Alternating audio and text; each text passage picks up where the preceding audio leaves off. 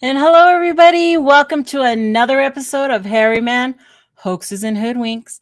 So glad to be all of you, seeing you there. Oh my God, look at you. Just chatting away. Love it. I love it. Thank you for coming. I got a great show for you today.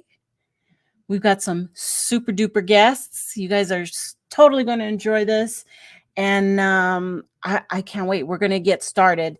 I see you all in the chat. I usually go through everybody, but you know I love you. Thanks for being here. But we had a lot of stuff to go through. So we're just going to get going today. So, of course, I am going to bring on my first guest.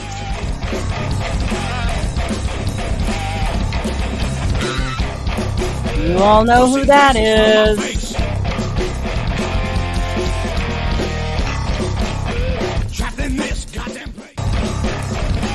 Oh, you restarted. You restarted. Shut me up. Hey, Steve. Mr. Steve Kulls from SquatchDet TV, everybody. Welcome.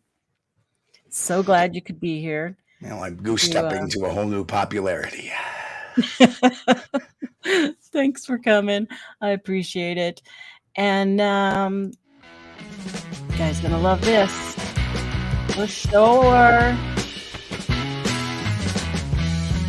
Mr. Steve Alcorn. Hello. Hi there. Thanks for having me, Nikki. I've come out of retirement just for this. So. Yay! See, I'm always doing firsts on this show. First. Thanks for being here. And of course, Mr. Matt Knapp from Bigfoot Crossroads. Welcome. Heyo, the guy that's not named Steve. Okay, get rid of that music. It's all over the place. But thank you, gentlemen, for joining me today to talk about what's been going around the whole community over and over. And then it got brought up again. And I want to know the real story of how this Norm Glasser hoax got started. And because it kind of has two parts, right?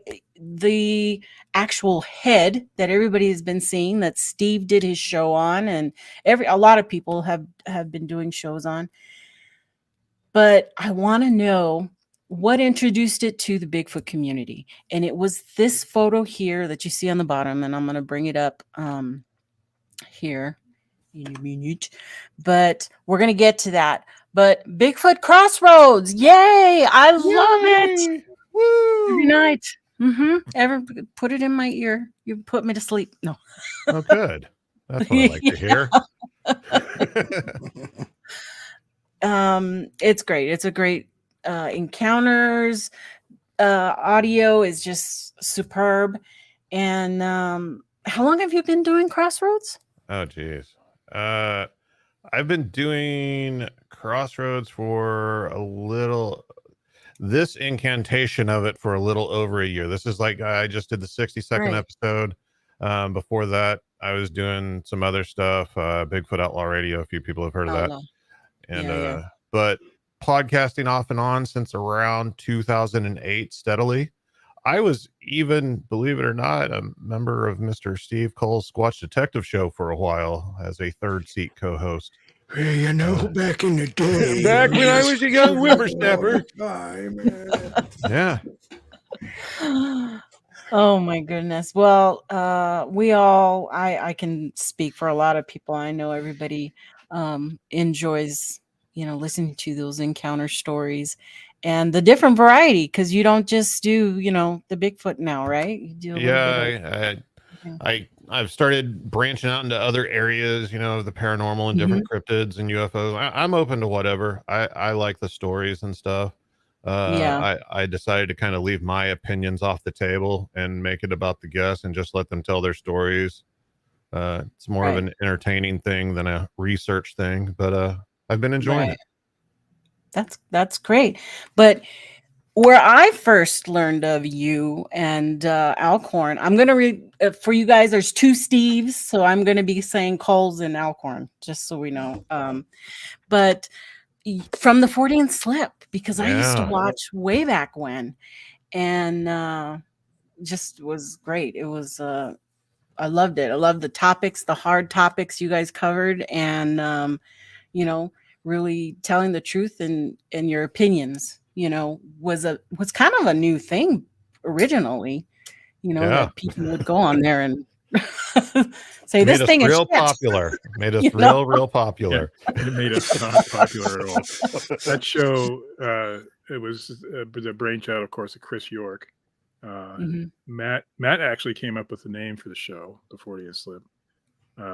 Matt wasn't on the show at the beginning, but then shortly after we started, and we ran for 8 long years. We ran that show for 8 long years. It's a thing of the past now. Chris does do another show now with Katie, and it's called The Fortean Files. Same channel though.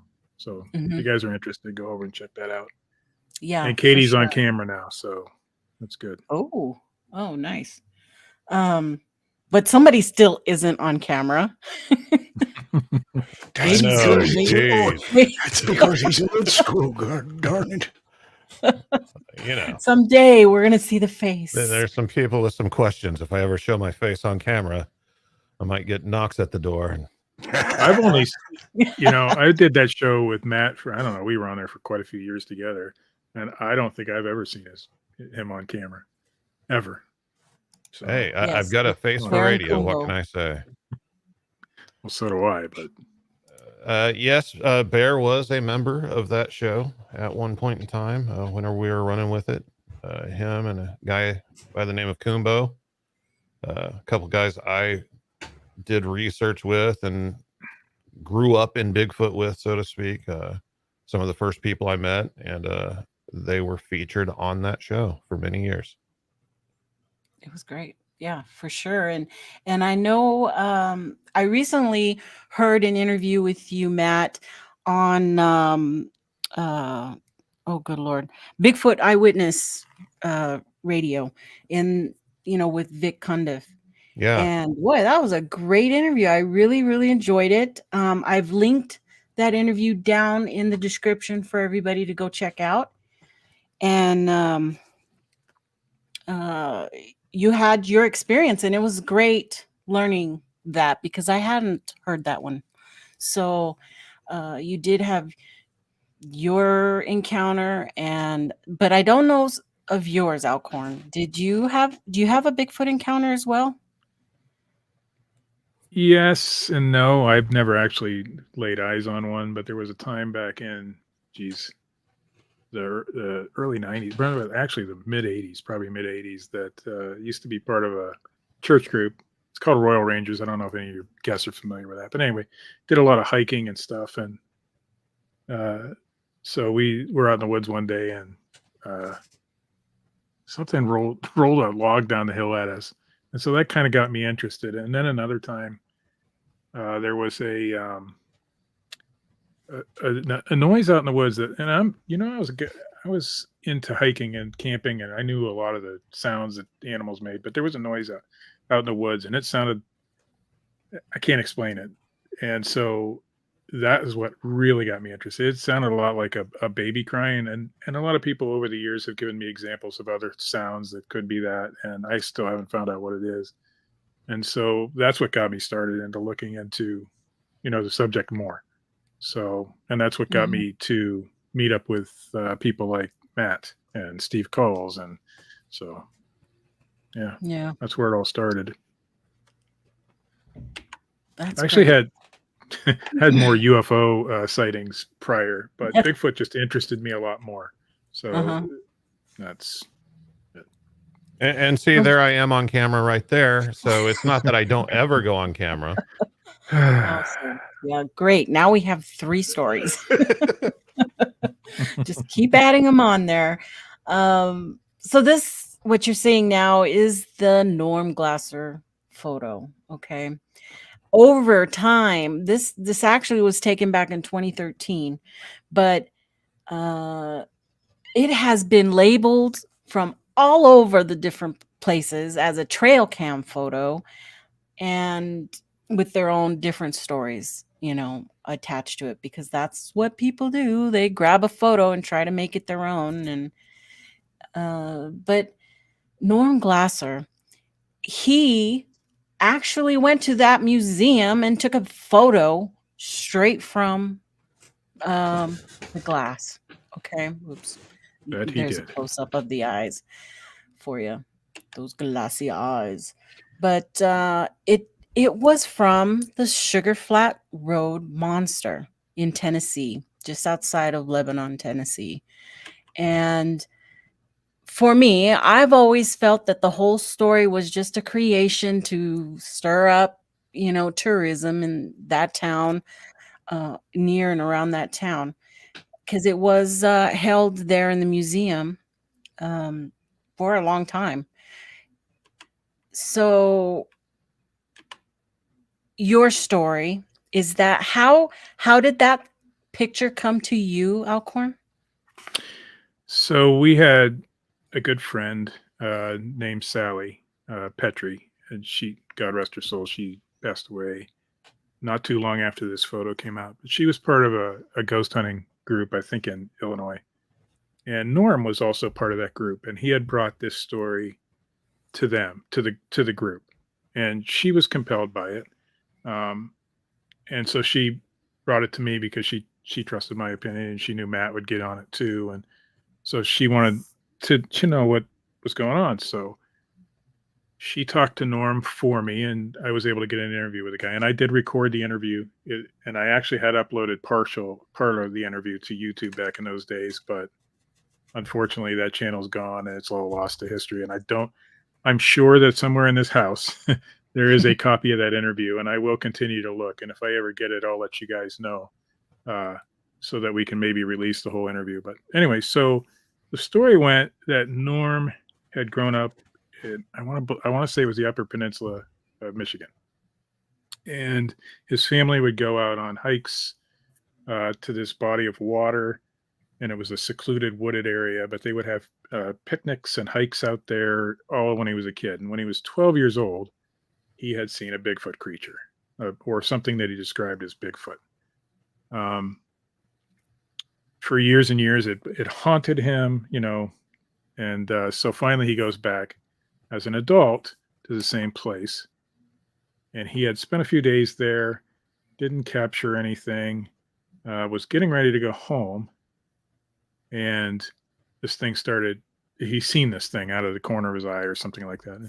Now, I'm not going to get all the details of this story right. It has been 9 years since it happened. So if I get something wrong, and if Matt remembers something different, he can fill in some gaps too, because Matt was there for a lot of this story too. And I believe he heard the entire interview back in those days. Alan Hentage is in the chat. Very nice. Anyway, so he gets in his car, and this thing attacks his car.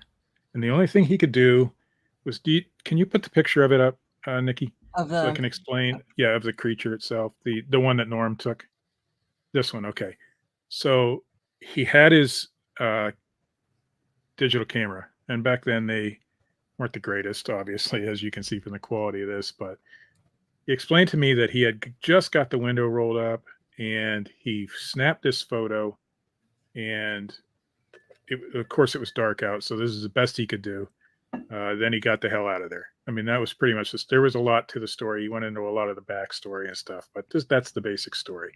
You can see the 4 dots up there on the top, and that was my question. What the hell are those 4 dots? And the way he explained that is he had a Bell and Howell digital camera back then. Those 4 dots are from the night vision, from the what do you call those lights on there?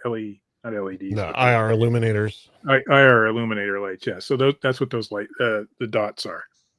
And I mean, it sounded like a great story. The guy was very sincere. I questioned him. I think the interview went on for 2 hours, me and him talking, and I questioned the heck out of him. And the story didn't change. Every time I talked to him after that, the story stayed the same. We researched everything. I even went as far as to research the camera. And the pattern of the lights actually matched up to the camera he said he used. So it sounded very, legit. And eventually I shared it with Matt. I shared it at the time with Melissa Hovey. I think I shared the. I might have shared it with you, Steve. I can't remember. It's been a long time. And then Phil Poling. We shared it, and then so we decided one night I was going to let this out of the bag, and I put it on my YouTube channel. And almost immediately, it was debunked. Almost immediately by what was the guy's name? Adam Bird. Adam Bird. Yeah, Adam Bird is the one who found out that it was the head in the box. So immediately, right after that, we're not. And the one thing that gets me about the Bigfoot community, and it always has, is that people start doubling down as soon as they're busted. Right? We weren't doing that. Matt and I and Chris, we got on the air, I think, as soon as we heard it. Yeah, like the very next day. The very next day, and we did a whole show on it. And then that set Matt and I off on a longer investigation. I found out where the photo was originally uploaded to a place called hauntedsociety.com forums. I checked that out the other day. It doesn't exist anymore. He was writing a book about this. He was going to make it this big thing. He had talked to Josh Gates, the paranormal guy. And so, there was a lot of things that were going on behind the scenes that I didn't know. As soon as the story came out, he was kicked off the ghost hunter group that Sally was in. And we haven't seen much hide or hair of him. Yeah. I just want to interject. Norm Glasser was well established in the paranormal community. Oh, yeah. At that time, yes. So he had produced a lot of paranormal evidence as well. So obviously being busted doing this, it called into question all of his paranormal stuff, which he had built, that was him. That was his thing. And so it ruined his credibility. It ruined him entirely. So he did it to himself. But yeah, as Steve is saying, Alcorn, that is, he vanished. He had to hightail it out of there because he had years of stuff built up in the paranormal community that just all went in the trash can. And I believe he scrubbed a lot of that because if you try to search Norm Glasser today, you don't find a whole lot of information. Right. But there was a lot back then that you could find. And I wish I still had my research from then, but I'm not a very good record keeper, so I don't. Well, it's been a long time. It has been. I do want to say that about a week after I get that phone call where it's somebody on the other end breathing heavy, and I know it was Norm, and then I said, "Okay, Norm, whatever," and I hung up the phone, and that was the last time I ever heard from the guy. So we did, I think, 2 or 3 shows afterwards with some more research, and Matt could probably go in. I think Matt did a little more research, and I believe the guy, and that all happened right before Christmas. Yeah, and I did a little Photoshop job with this picture with a Christmas hat on. I had that somewhere, and it was hilarious. But and that was, it was hard for me because I bought into it. The guy was so believable, and the picture looks good. If you don't know any context about this picture, it's a pretty good looking picture, right? I don't know how Adam figured it out, but Adam was on it quick. I don't know if Adam's still part of the community, but he was a big asset to the community back in those days. So. That's pretty much the story.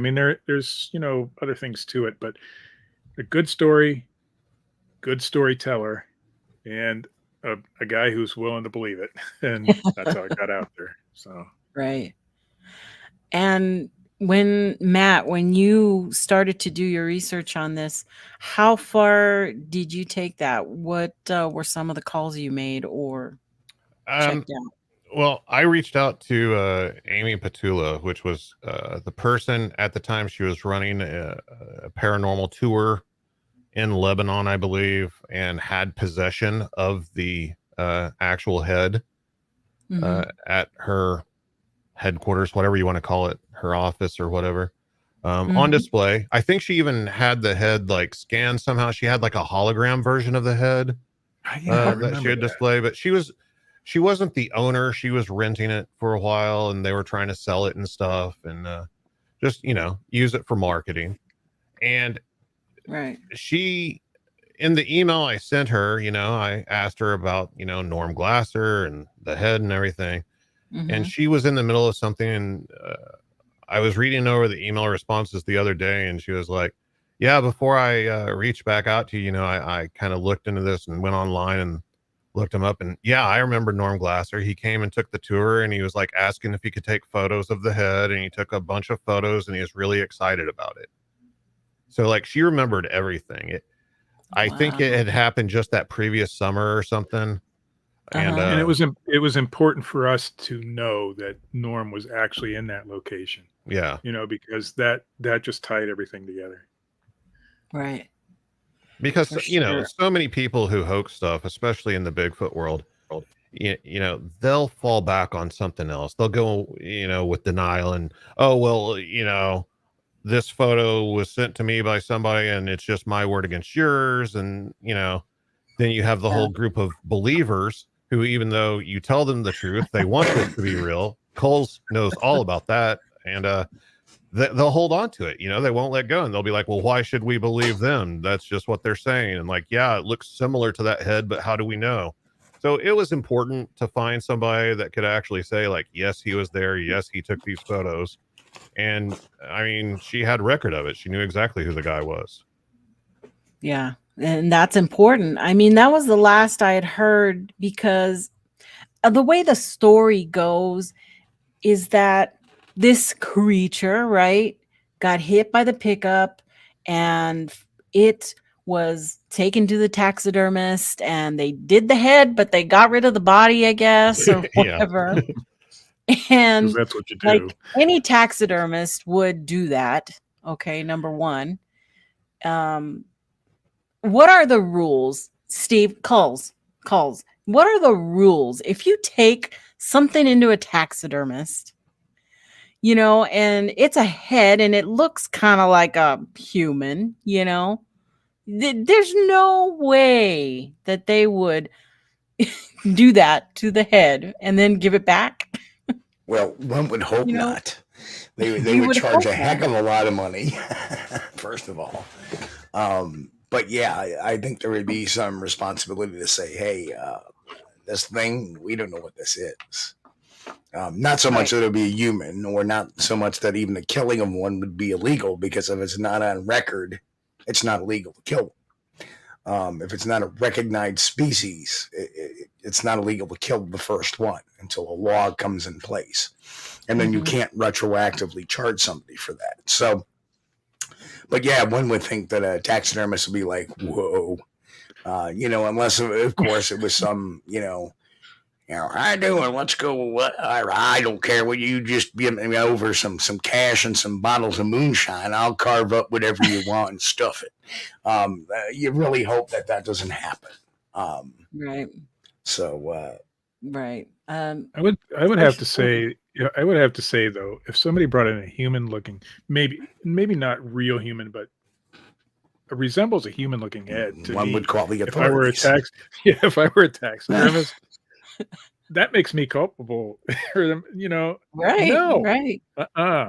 not gonna happen. And I gotta say, the taxidermist they took it to, not a very good taxidermist at all. Right. Exactly.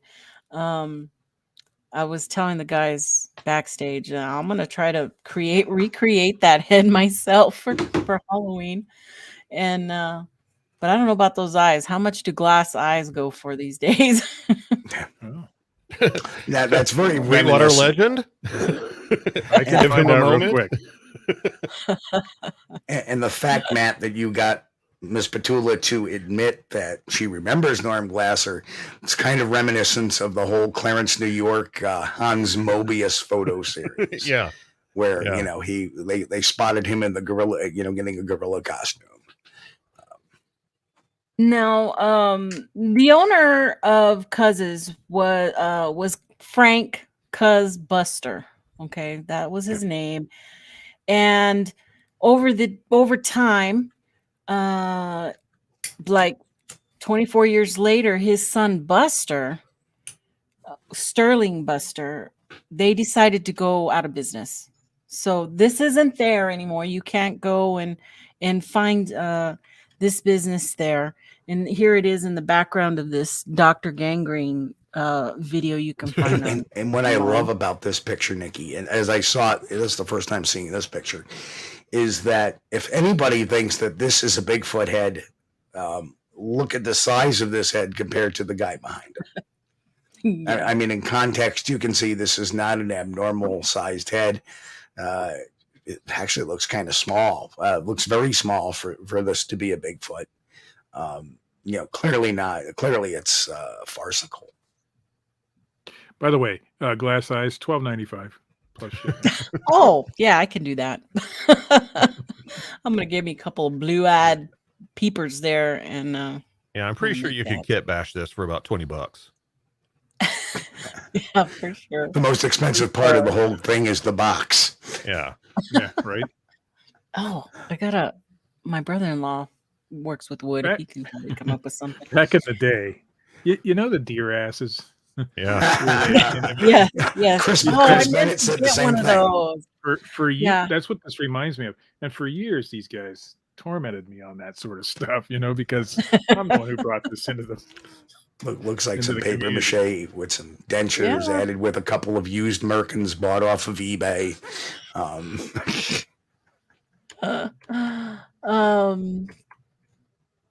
It made this Roadside America article here, and a lot of information is on there. It has Sterling Buster, it has Amy Petula's name in there, and I think that her ghost tours and curiosities is right outside of downtown Chattanooga, and I think she's still doing it. I did not make those phone calls to Amy because I think somebody else in the community wants to do that, or has said that has happened, that they've been in contact with the owner. So I'm going to let that play out and see if we can, somebody can get that head on to show everybody, that it's just a fake head. If not, if it doesn't happen, then I'll start doing a little further dig and maybe talk to Amy myself and see if she does have this head right now in her possession, or did she not want to pay for it? Because that was the last thing I had heard, is that he wanted to charge for this head, to sell this head. I don't know what the price was, but if she couldn't just outright, pay $20 for this head or whatever. Yeah, what's the going rate for a Yeti head? Whatever the price was, it was too much. It was too much, right? Correct. Yeah. So she did. You were correct. Do we know who has possession of the head now, or no? Because it's either Sterling Buster or it's Amy Petula, one of the two. Because even back then, to backtrack. I looked into it a few years after this, because I was going down to Nashville, and I figured, well, I'll shoot over to that part of Tennessee and see if it's still in the store. And at that time, the store was non-existent anymore. And so I couldn't figure out, and I looked into it at the time, and I couldn't figure out who owned the head. So I was just wondering if there was any update on who actually has possession of it now. I did try to contact the curator at the museum there in Lebanon, and they never got back to me. And I did several emails for that gal, but so we don't know. So we'll see if this individual comes forward, and maybe there'll be another show in the near future with that. But it all got all jumbled up because of what Steve did last week, and bringing forth another person in the community saying it was real. It was real. Yes, even after being told what it was and shown that it was the Sugar Flat Road monster, that, well, it could still be real. The double down. Yes. The double down. I called Steve, or Steve called me a couple weeks ago, and talking about this whole thing. I'm like, I looked at the thumbnail on the video, just those eyes. I said, that's that head in the box. It was like, I knew right away. And whatever. Go ahead, Steve. And it's funny because that same person tried to do the same thing to you, right, Steve, as far as censorship, and that was years ago. Yeah. Well, there's truths out there, and there's evidence. There's all these things that bring up those red flags, but I would really love to know the original person who made up the story of the Sugar Flat Road monster. That initial person who made this head. That's like would be the biggest thing, is if somebody came forward and said, oh, I made that for somebody, or, I made it for the museum to spur on tourism, or what have you. Or perhaps, Frank Buster himself made it. Maybe. I mean, we don't know what his hobbies are. I mean, for all we know, he could be a crafty guy. And, right. Considering he owns an antique shop, that does not sound out of the realm there. And why not put this head in the antique shop, get people to come in, take a look, buy some things? I believe back when we were looking into it, we never figured out who made it, but it wasn't in their interest to tell us either, Right. because it's a tourist attraction. Right. And if it still exists, or if Amy has it, or if somebody, whoever has it nowadays, and they're using it for that purpose of a ghost tour or whatever, it's not really in their interest to tell us anything about it, to be honest. Right.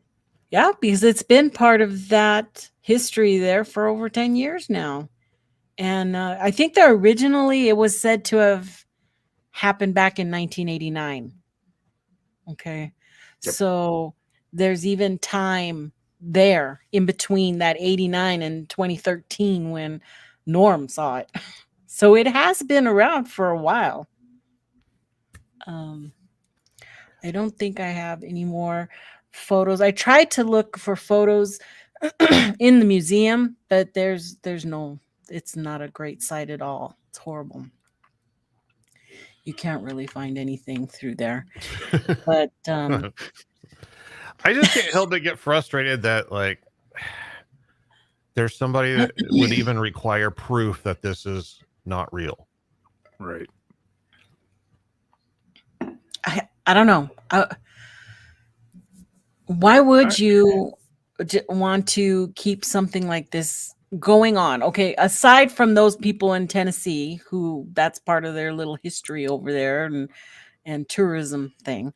But outside of that, because that was something different once Norm brought it into the Bigfoot community, and then you guys discovered right away what it was, and we think that's the end of it, that it would be brought up in such force. No. And you see the community gets so muddled. I mean, even now we have somebody in the chat room trying to claim that the Norm Glasser picture is not the same as the head, this was done. Right. Yeah, and, because he saw it on a channel. We're looking at the guy who posted this on the internet for the first time ever. And long before the Hidden Existence channel ever existed. If you have any doubts of the Norm Glasser photo being this, you can go look up Phil Polling's video on. He did a melding of the two, and it's undeniable at that point. Plus, we have the person who was in possession of the actual head confirming that Norm Glasser was there at the shop and took the photo through the window. Yeah, much stuff, guys. There's a lot of stuff. It's the believers holding on, and it's people not understanding that to a lot of people, Bigfoot and the subject of Bigfoot, and more importantly, the people involved in the subject of Bigfoot are all idiots, and it's all a big joke. And they hang out in Bigfoot groups and on Bigfoot pages, and they just regurgitate this stuff every couple of years or so with a new story, like the Norm Glasser photo being from a trail cam in Ohio or wherever this week. And they just do it, for shits and giggles. And people are naive and they get taken advantage of, and they aren't aware, they're ignorant to the history of these things. And it's hard for some of us old timers. I won't speak for you young bucks, but for myself, this was 2013. it gets tiring a decade later to have to, prove what I'm telling you is the truth and that this is fake. Right. I don't have all that old stuff anymore, I was surprised it didn't come back out sooner, to be honest with you, because I know the cycles in the Bigfoot community. 2, maybe 3 years. These things get recycled, and maybe a little bit longer, but 10 years, that's pretty good. Well, So it's I was hoping it would stay under wraps. And it the comes and fact goes. is, The picture comes and goes, but it was this large channel that came with it recently. That's where there's an issue of misinformation that's being put out there. And what people don't understand, that large channel that did this quote unquote analysis on it actually picked it off from one of those clickbait channels that put these photos out saying this was a trail cam photo, blah blah blah, and he picks up on it, so he grabs it, and next thing you know, well, I don't know what channel we're talking about, but I mean, it's possible that channel has used proven hoaxes in the past and said they were authentic. I mean, yes, absolutely. The whole double down thing is, if this channel, who's made a very lucrative living off of confirming these things, were to come out and say, hey, I was wrong, then that calls into question everything they're doing, and they're going to lose subscribers, and they're going to lose some revenue, and they're not willing to take that hit. He reminds me, that channel, that whoever it is, apparently, reminds me of the old days of Facebook Find Bigfoot. We finally took them down. Yeah. They did the same exact thing, but we got them, Jack and some, I can't remember the names now, but there was a lot of research that went into that, and we got them. And guess what happened once they finally were exposed? They went away, and I don't think that's going to happen with this guy, because he don't care. Those guys were in positions of authority in some companies and didn't want their names out. This guy don't care, right? And he's got 108,000 subscribers. That video, the update video, has 41,000 views. I mean, there's some. It's a money thing. That's all it is. Yeah, it's in his just like with whoever owns this head. It's in their interest not to tell me anything. It's in his interest to tell me what I want to hear, or what his viewers want to hear. Right. That's it. For sure. Because let's see. So for the chat, if you're interested in going back and seeing any of those Fortean Slip shows, they were December 17th of 2013 was the pair breakdown. Phil Poling was on the 17th. Then the 18th, you guys did your show on Fortean Slip. And then you had an update the next day and another update on the 20th. So you did like 3 right in a row in regards to your findings, and sadly, the original video that I put out on my channel is no longer there. It would give a lot more context. I also did the same thing Phil did, but since Phil's is there, his was better than mine anyway. So that's the one I would have suggested. I did a couple of blog articles at the time, and I think I sent those to Kulls after this whole thing just came up recently.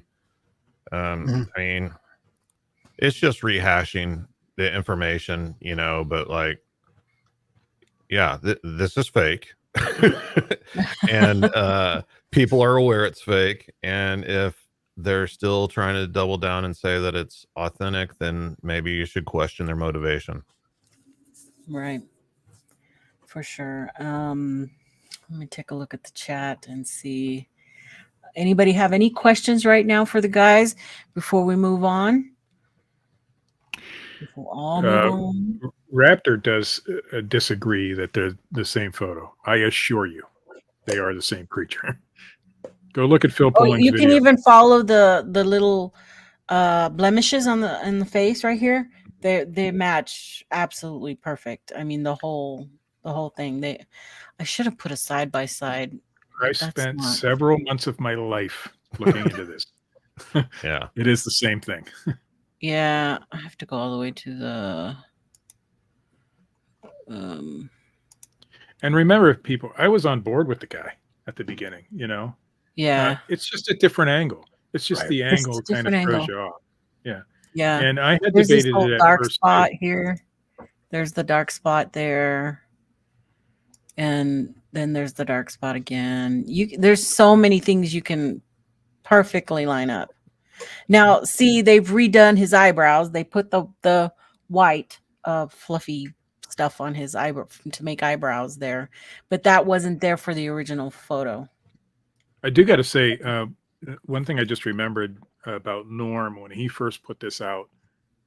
I did say he was shopping it around, but he was shopping it around as different things. And this picture reminded me of that. It says, "Is this an alien?" He was shopping around to the UFO community as an alien. He was shopping it around to the paranormal community as a demon, and he was shopping around to the Bigfoot community as a Bigfoot. So I didn't know that because when I went through and searched Norm, everything was reputable about it, according to his communities that he was in. Nobody had ever, said anything about him being a hoaxer at the time. And it's probably because he was pretty good at it. He was really good at it. I mean, I was a hoax buster at the time, so I kind of like what you're doing here with this show. I would investigate and try to bust these things. And for some reason, this one just got me. But yeah, he was shopping it around, and it wasn't just me he was trying to get. Right. And I reached out to him. I have to say, I reached out to him because of Sally. He did not reach out to me. I think it's also worth note that whenever confronted with all this stuff, Norm vanished and took all of his stuff down. He didn't deny it. He didn't say, no, that's not true. He didn't say, oh, well, yeah, I did see that head and I did take pictures of it, but this is a different photo. So, I mean, I'm sorry, but if you say the picture does not match the head, you're mistaken. I'm sorry. Yes. And there's nothing I can do about that. It's really easy. Take the photos and match them up yourself. I mean, there's so many things that people can do to help vet certain photos, or get the image, drop it into Google Images, for Christ's sake, something. Right click on a photo. Yes, literally all you got to do. Right. And there's a lot of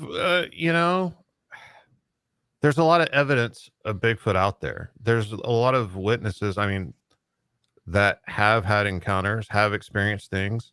I mean, I don't know Nikki's history, but I know there's at least 2 people here right now who have physically laid eyes on the creature and have also stood up for the truth and exposed fraudulent people time and time again. So you don't need to hold on to this image. You can let this go. There's other stuff out there to look at. I actually still have my conversation on Facebook with Norm. I just looked. What? Wow. Yeah, I actually still have that conversation.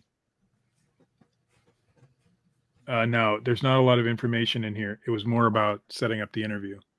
And most of it was done verbally, but I'm going to look through it while does you it guys say are the talking. time, the actual date that happened? The first time I talked to Norm was 11/19/2013. And I let him know that Sally said that he would be okay doing an interview with me. Then I said, hi, Norm, just checking in with you. Would love to talk about your photos. So that was the second time. Then I actually have his phone number. I'm not going to give that out, obviously. Let's call Norm. Norm's Facebook is still active, but I don't know what he's posting nowadays. And he said we set up a time. So that was 7 p.m. on 12/2 of 2013. And then I asked him a couple questions about, sharing photos, sharing the video, all that, recording. And he said he had no problem with that. And then I just let him know that I did the article because I had SasquatchScoop.com back in those days was my blog. And then that was 12/15. And of course, you guys know by 12/17, it was all done. Everybody had already. So I wrote back to Norm right after this. And this is the last thing I wrote to him. And he never responded. It says, Norm, I'm disappointed. I truly believed in your story. I posted the article and it gained a lot of attention. It did. We know now that it was the Sugar Flats road creature and a taxidermy type head. I had to respond to that, and I did. I don't know what I was saying there. Norm, you don't need to explain this to me. The comparisons have been done. It's an exact match. So right there, I'll give you one thing. You spin a hell of a yarn. If you wish to cease communication with me, I understand. But I just want you to know that I hate being lied to. And that was the last thing I said to him. It would take me probably Steve can do it faster. Can you get that Norm Glasser photo and put it next to the Sugar Flat in a comparison right up next to each other? I don't think I have the original Norm Glasser photo. Okay. Just because I've got a lot of stuff up right now, Raptor, I can't. Would we be able to? Let me look something up here real quick. Would we be able to play the? It wouldn't copyright strike us, would he? Him? No. Phil. I don't know. Phil. He might. Let me. It's a 45-second video. Let me look at it real quick on my end. Hold on. Yeah, I looked at it too. So,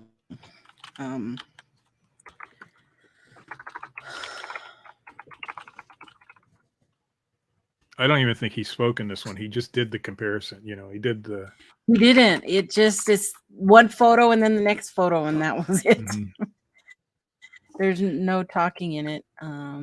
There it is. I found it. Yeah, I think that would be good to show people. Give me one moment, and I'll just won't share the audio. There is no audio. Well, there is, but you don't have to play the very end. Yeah, his little jingle, his little famous jingle. I don't want to. Oh yeah.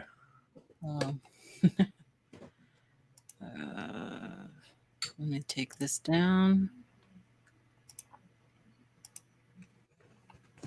Actually, I think mine was better than his. Now that I look, but I lined it up a little bit better. But it's been a long time. I don't even know how to do that stuff anymore. So this is a comparison side by side of the two heads. Well, not side by side, but he melds one into the other. Yeah.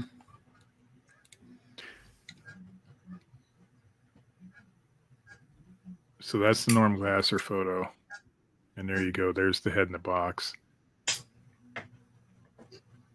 He tilted it so that the tilt is the same.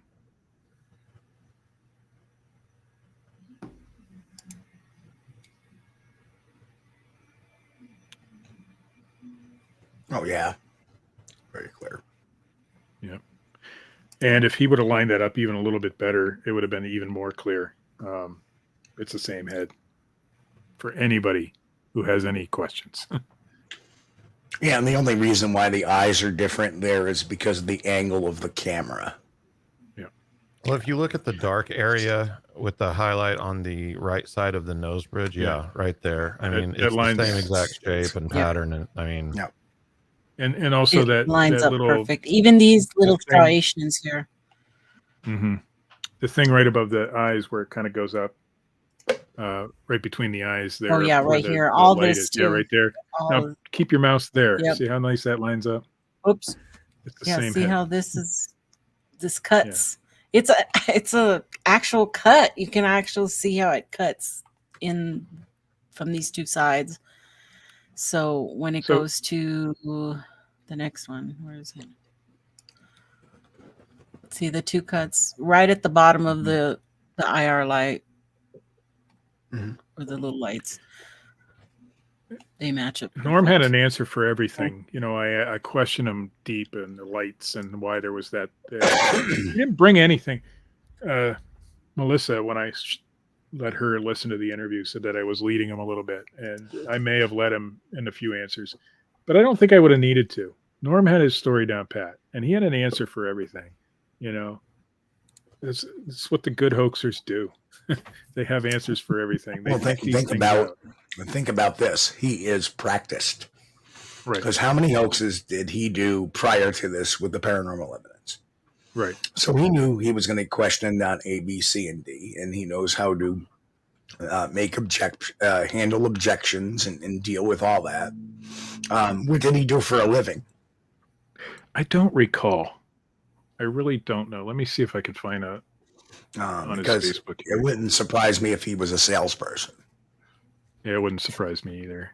Because that's and I'll say that all the information he used in the story was all factual information, other than the actual event that took place and what the subject of the photo was. But he didn't lie about the type of camera that he was using. He wasn't lying about, the nature area that he went to, what road it was on. It was all stuff from his local area and everything that he knew really well. And so, there wasn't a lot you could do with just the story to debunk it. And for us old timers, who else did that? Back in the 70s, quote unquote, Jan Clement. Yeah. AKA John Tomical. You're right, Old Spirit Art. Those were some really shitty scissors they used to cut that top. Because you can see the cut lines on the. I mean, it was the 80s, scissor technology hadn't advanced yet. Yeah. There's probably a left-handed person using the right-handed scissors. And then all the little leftovers they glued to the eyebrows.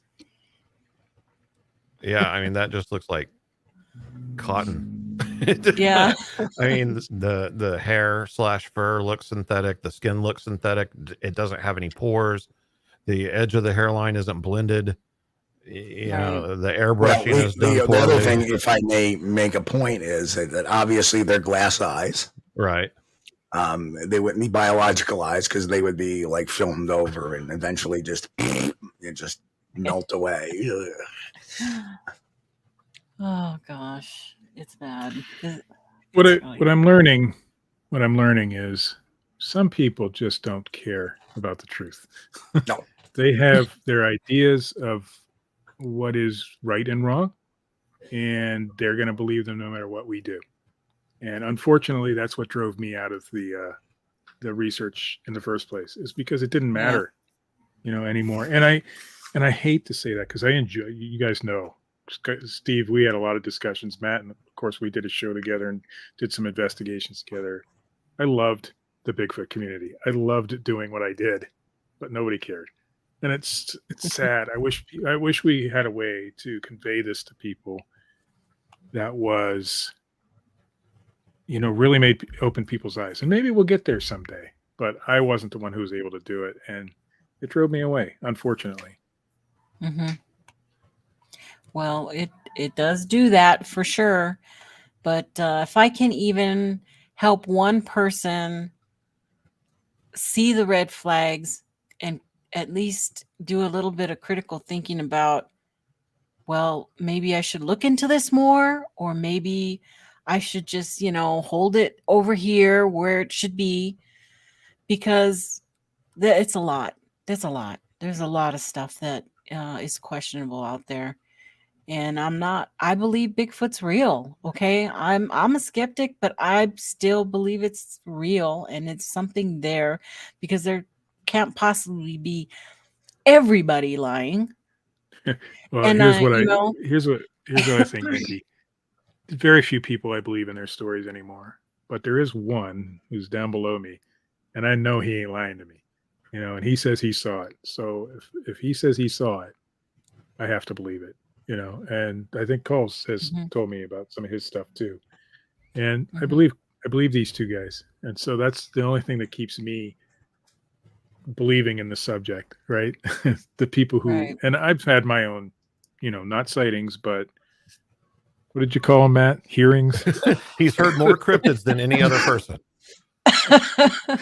But there's things that have happened out, and so I don't mean to be cynical, but my God, this community will drive you to that, Yeah. I mean, yeah, that's the truth. I mean, people experience things, they encounter something. Norm Glasser is not one of those people. No, not at all. It wasn't the hoaxers that think we use the word hoaxers too much. People like Norm Glasser, people like Rick Dyer, hoaxers through and through, right? People who post blob squatch photos, maybe not so much, right? And I think there needs to be a determination there. Those are the people that we are having trouble reaching, is those type of people, because those are the ones who are going to believe in whatever, right? Right. And so I guess I just got frustrated, and I didn't mean to say that, but it's a frustrating thing what you guys do. And I have nothing but respect for you guys, all of you, because it's hard. It's hard when you're it's hard when you're on your end, what you're doing right now. And you got people who, no matter what the truth is, it does not matter. Now, there are people, Right. and I know that I changed some people's minds back in the day, and I know that Steve does every day, and Matt does a lot too, when he's doing anything that's not, just sharing people's stories. But right, and people who are in the chat or followers, and they don't know about all the ugly emails you get from shows you do. Okay, they don't see all that, and I don't share all that. Maybe one day I'll come up with a segment of mail time or something. I don't know. Like Steve does that every now and then when he gets a really crazy, email from somebody. But, I try to just let it go off your shoulder there a bit, and not let that get you, down, because it can definitely make you say, well, this shit is not paying me to do this stuff. I'm here for fun. Speaking of which, Nikki, if you could put your regular background back up. She's got a link up there for buy her a coffee. She does good work. Please do. I know you're going to mention it at some point during the show. Yeah, but I want to point that out, because you don't get YouTubers don't get enough respect, especially the people who are doing what you're doing. And so if you see that link up there, buy her a coffee. Let her know that you appreciate bring her. that up later. I do appreciate that.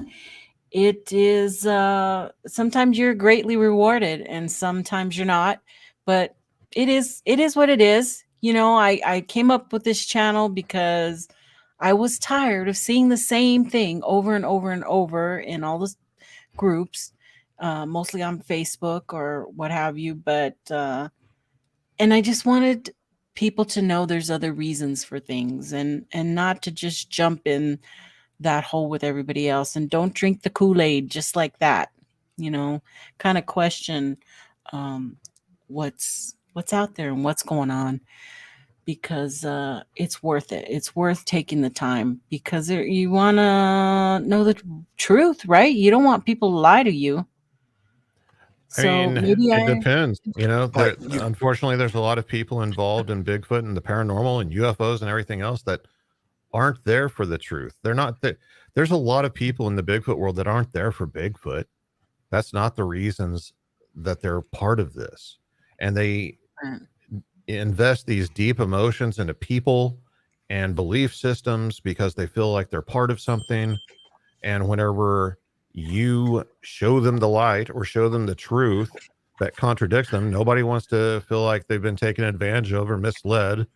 And they don't want to have that fantasy that they've created ripped out from underneath them.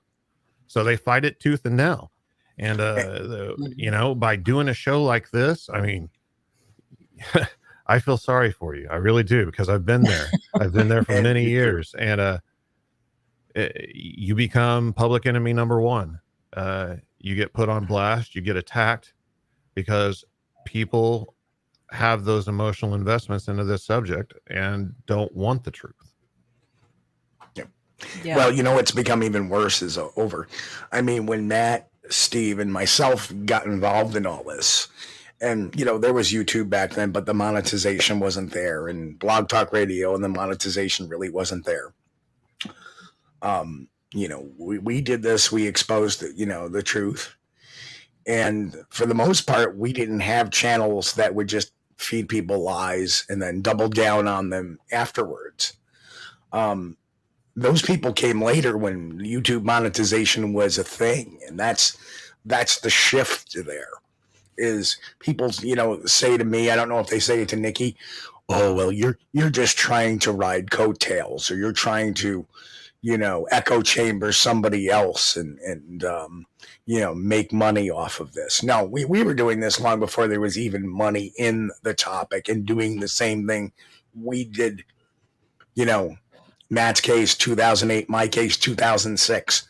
We've been doing this since then.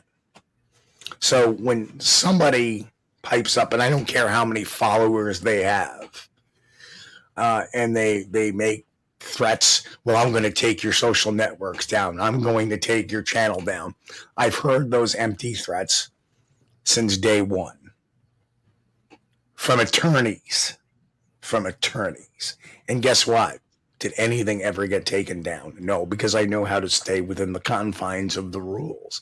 And the number one rule is this: if you make an accusation, or you make a claim, you have the evidence in the other hand. And I've gotten called on the carpet for not making an accusation too quickly. So that's my stick. The whole state of community, if that's what you want to call, is that gosh, see, now I lost my train of thought. I don't know. I was going to make another point. You have a train wreck of thought like me a lot of times. Yeah. I see even though it was a different scene back. I started maybe 2011ish, 12ish, doing that. Well, actually, it was probably a little earlier than that. But the whole scene, even though there's a lot of differences nowadays, YouTube is much bigger. Social media is huge, TikTok, whatever. But it's the same rehashing of the same old things all the time, and so same people doing this. I think this guy, the channel that we're not mentioning, was around then in 2013, and I had, well, maybe not quite then, but it was right around that time, and I had the same thoughts about him then as I do today, and I've looked at some of his videos, it's the stuff just, it doesn't, things might change, but the people in the community are pretty much the same. I mean, I've been out of the community for quite a few years now. We did the Fortean Slip for 8 years, but we weren't involved in the Bigfoot community anymore. Just doing the show. That's all we did. you know? And so, but I go back today and I'm still a member of a few groups and it's still the same old. And I'm like, what? It is.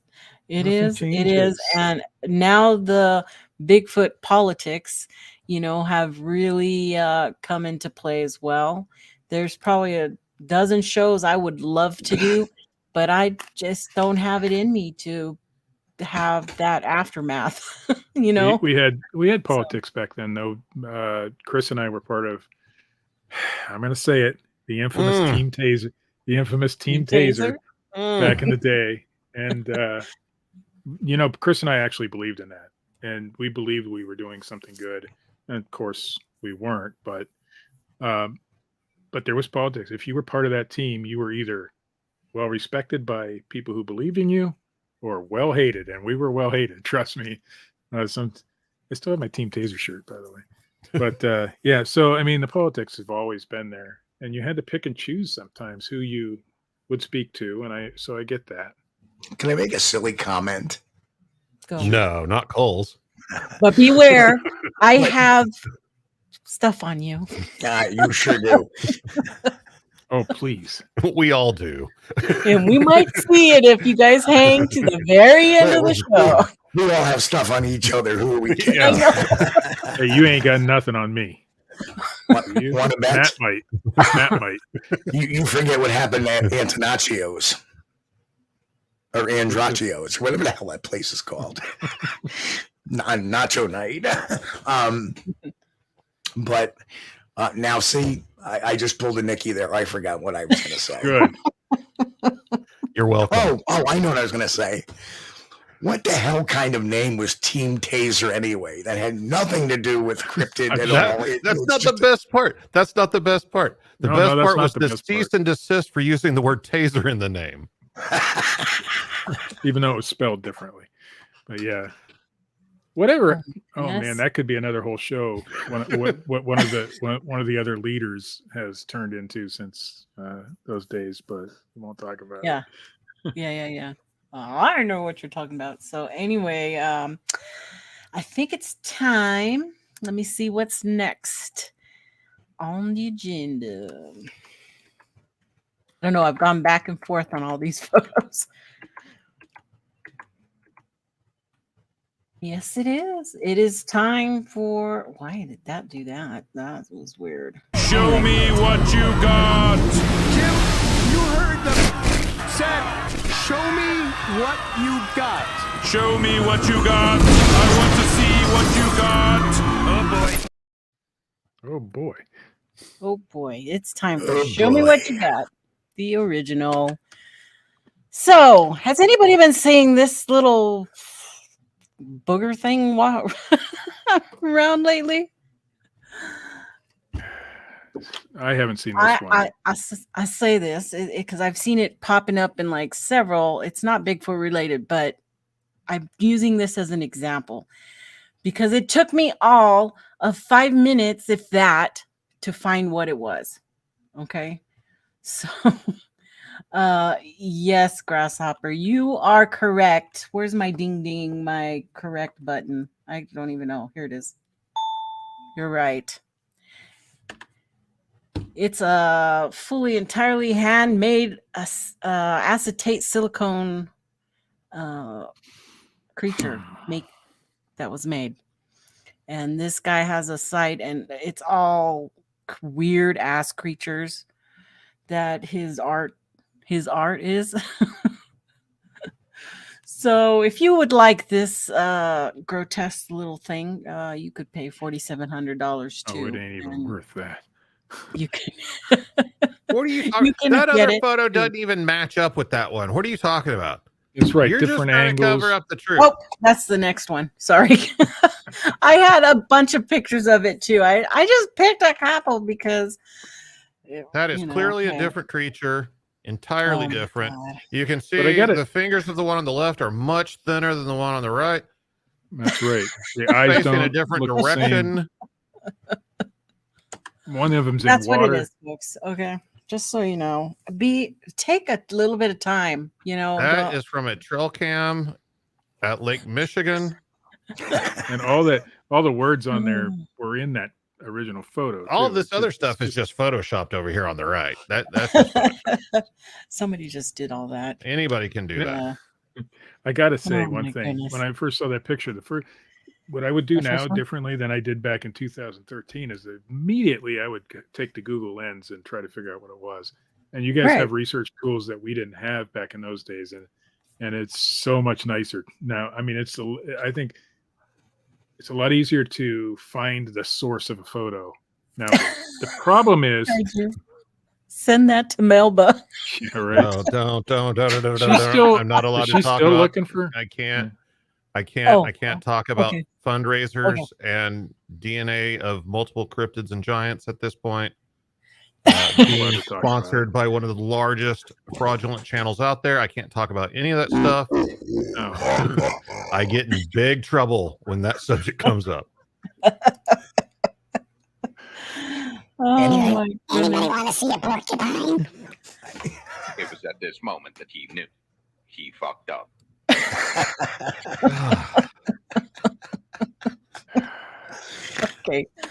Okay. Moving on. Remember, people, CGI and AI and all this business is real. It's happening. Things are coming out. That is crazy. Okay. AI is the next big thing for these hoaxers to use. And when they learn, and I've seen a few, they're pretty bad so far, but when they learn how to use those prompts correctly, and I've done a lot of playing with AI myself. I've actually created a few good that they'll never get out in the public, but a few good, Bigfoot photos just to see what would be able to be done. Yeah. You guys are going to be in for a ride. I'm telling you what. I know. I saw one actually that was good. I didn't pull it because I need to check into it some more, but it was like a scene of this guy looking down this embankment, and there's a Bigfoot down by the water, but he incorporated his real photo into that so well. I was like, holy crap. You know, it's gonna start looking real pretty soon. By this time next year, I think it's gonna really change. That's why I always preach. What's the story behind the photo? Go there 1st before the photo itself. And I didn't have the story behind that one, which I felt I needed to get, so I didn't put that up here. Well, all of us who've done this research for years have learned a long time ago that photos aren't evidence, really. I mean, they're photos. They're part of a story, but they're not the story. And photos, even back then, could be easily photoshopped. Still can. A walrus dragonfish. Somebody said that one gorilla doesn't fish. even look real to me. Joe said gorilla fish, caught one of those, and somebody else says that you got to use a banana to bait them. Oh, cool. Anyway, this is something else that I foresee coming up in the future. It's the first time I've seen. First time I saw this today, and I just put it in here, but I don't have the backstory. Okay, for this as well. This could be a potato for all I know. So kind of looks like a sweet potato. Kind of looks like a rock. Right? Could be. Because there's that thing down at the bottom there that's kind of confused me a little bit. That string, or I mean, what is it supposed to be? I don't know. A foot. Well, they're not claiming anything. They want your imagination to take it. That's the And thing. say, "Ooh, that's a foot," you know? Do you have any story on this, Nikki? No. I saw the photo the other day, but I didn't look into it further because it don't do this stuff anymore, but it pops up on my timeline once in a while. That looks like an ancient back scratcher. Yeah, for sure. It doesn't look like. I mean, if they're trying to put it across as a, but they're posting it in a Bigfoot group, so you know the consensus that they're trying, or what they're trying to portray is that, ooh, could this be a Bigfoot, foot out there? But it could be a gator foot, a raccoon foot, whatever. I don't know how long. How does it say? 14 feet? 14 inches? Sorry. It's a petrified something. See, that's what I thought too, a sweet potato. It's a sweet potato foot. And it very well could be. We don't have any context on it. It's hard to tell. It's 14 inches Right. long. Well, more than that, actually. Perhaps it's a gourd. We'll Somebody do a Google image search on that one real quick. I bet you will find it. Oh. And now we have.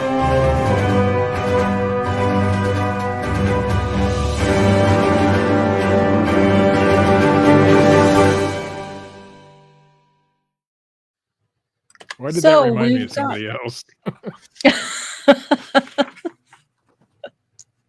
Who? Who did that remind you of? I'm not going to say. So we got one story today out of the Adirondack Almanack, and this just came out on the 16th. So it says, I'm only going to read the first little part, and it says, for decades, stories of the bipedal. I got to take this out of my mouth. Sorry. For decades, stories of the bipedal ape-like creature have been circling the globe, and the Adirondacks is no exception. Native Americans have talked about Sasquatch for hundreds of years, often considered a West Coast phenomenon.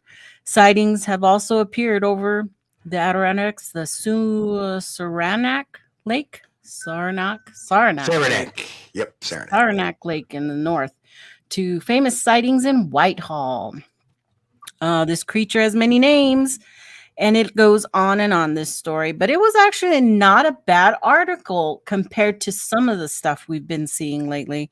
And at the end, it does mention Seth Breedlove, the well-known filmmaker, who has done a series, The Trail of Bigfoot, out of that area. And Small Town Monsters, we love them. So it's a great story. I don't remember if I put this down in the description, but if not, I'll get it on there, and you can read that for yourself. So good.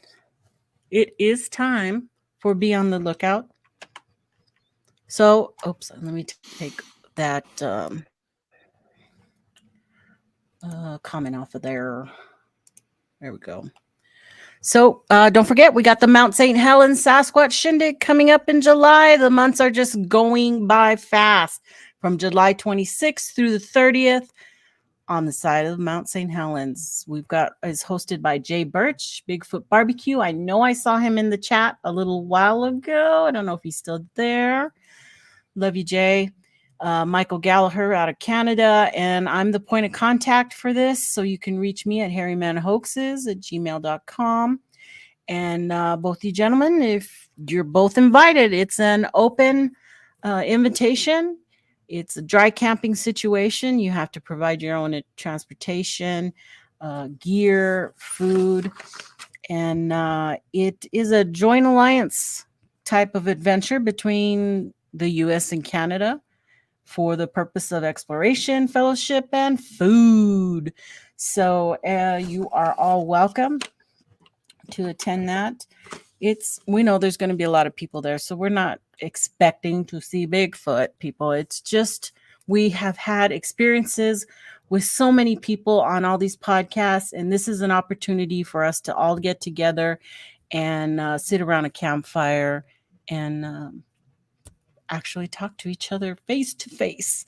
So looking forward to that at the end of July.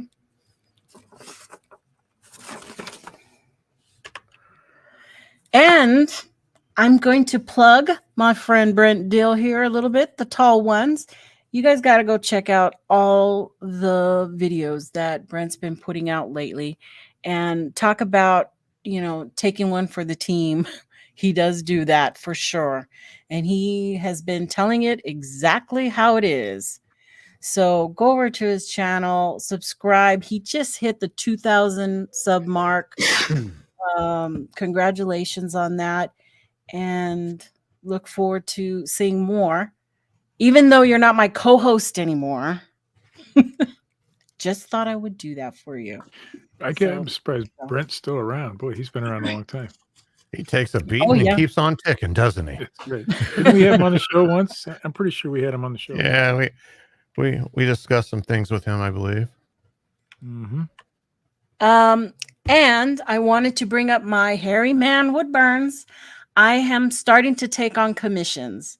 So hopefully I'll be able to put some of my stuff in the coffee, buy me a coffee, and you can purchase some there. The one in the middle is on sale. So that one is going to be, you're able to purchase that one. The rest of those have already been spoken for and are on their way. And then I have a commission I'm doing right now, but this is something that's going to come to fruition.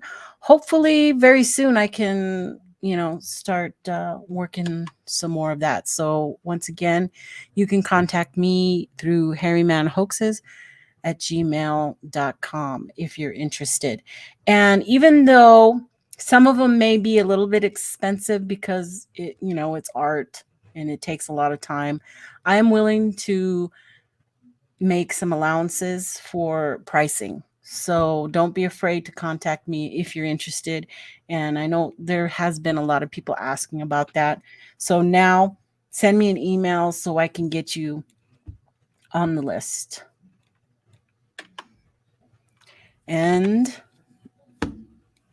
that's all I've got for right now.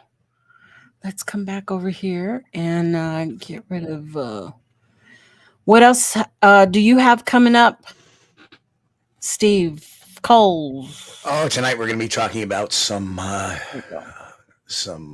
intriguing Bigfoot cases. Whether they're real or not, I'm not sure. That's a good topic for discussion, but they bring out some things which over the years, at least one of the particular cases over the years has been a point of reference. So if this is a hoax, as some claim to be, how come this is like one of the first cases to bring out that intrinsic value? And I think it's a very interesting topic. And then we talk about another more recent event that was quite documented, and it shows a lot of behavioral aspects of the creatures. And what do people think? And I think having discussions on some questionable items always is a good thing to do and have some healthy debate.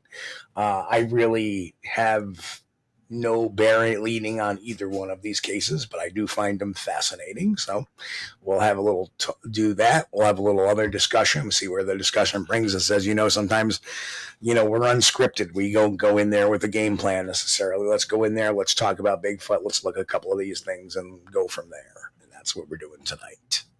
That's great. So everybody, you're going to go straight on over to SquatchDet TV to watch Steve Kulls, and we just move on over. That's all we do. We go over there. So it'll be great. Steve, are you doing... See, I said it again. Alcorn, are you doing anything new? Are you out there at all doing any podcasting or... I do, but it's not Bigfoot related. It's not paranormal related. It's not even UFO related.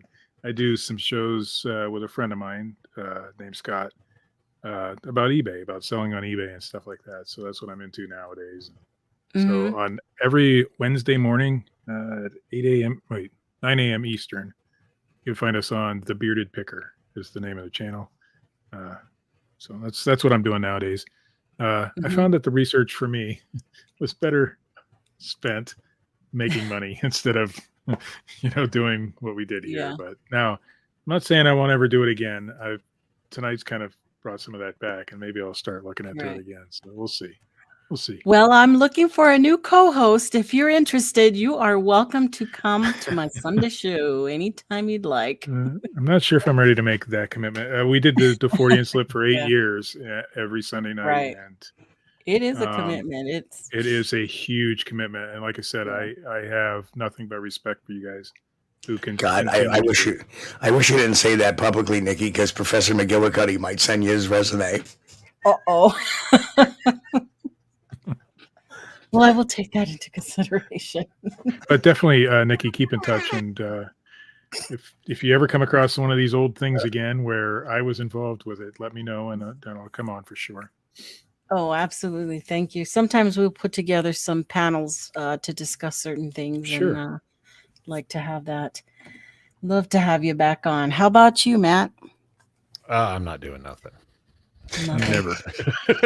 Not doing anything.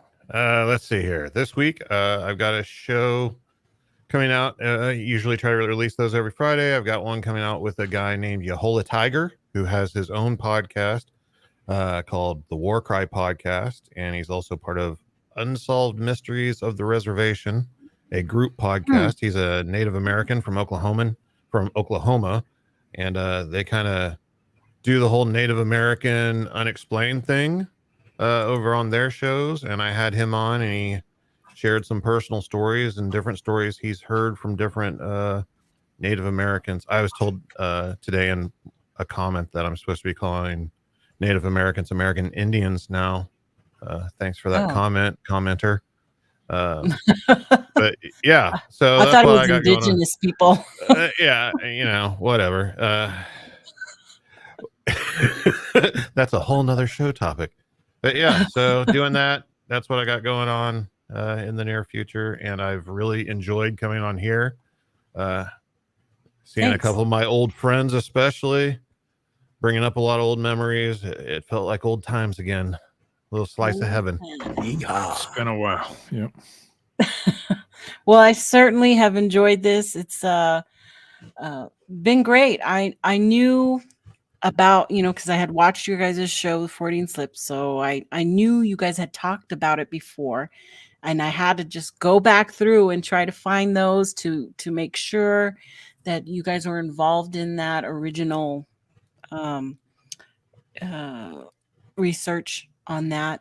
So, and with everything Steve's been doing, it just kind of all melded together, and hopefully, we get to see that head, just to see the head and have it, I just want to pull the head back. Look, see it. I want to roll it down a bowling alley. So, yeah, I think we went through everything, and I appreciate you guys being here. Hey, everybody, thank you for being here. I appreciate it. Don't forget to hit that like button. Do it. Subscribe, share, and leave me a comment. What do you want me to talk about next? I don't know. Give me some ideas out there. Love you guys, and see you in the next chat.